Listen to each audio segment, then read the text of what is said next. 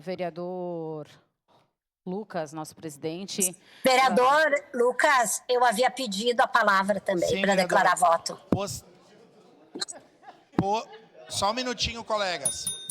Só um minutinho, colegas. Depois da vereadora Daiane Mello, a senhora para declarar voto, vereadora Rose Frigeri. Obrigada. Senhor presidente, senhores vereadores, eu também acredito na questão da Comissão de Constituição e Justiça que a gente defendeu, que isso não precisaria vir a plenário, né?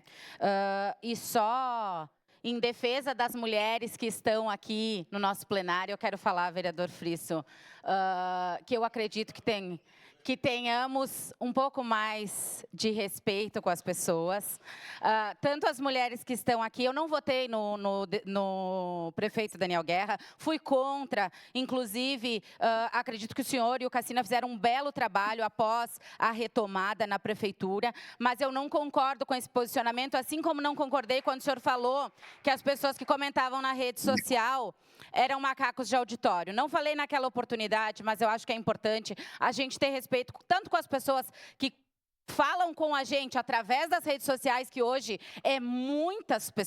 são muitas pessoas, e hoje também aqui, viúvas do Daniel Guerra, também acho que não é de acordo. Questão de ordem, presidente.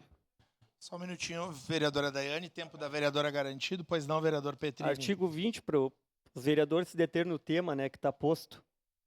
Obrigado, vereador. Vereadora Daiane, seguimos com o foco no tema não poderia deixar de falar, da votação, senhor presidente, sobre o presente projeto. Perfeito, 37. Mas eu não podia deixar de passar, porque deixei de passar na outra vez e não me senti confortável com isso depois de muitos dias. Eu acredito que é errado, mas eu acredito que não foi por maldade, o vereador Frisso sabe disso.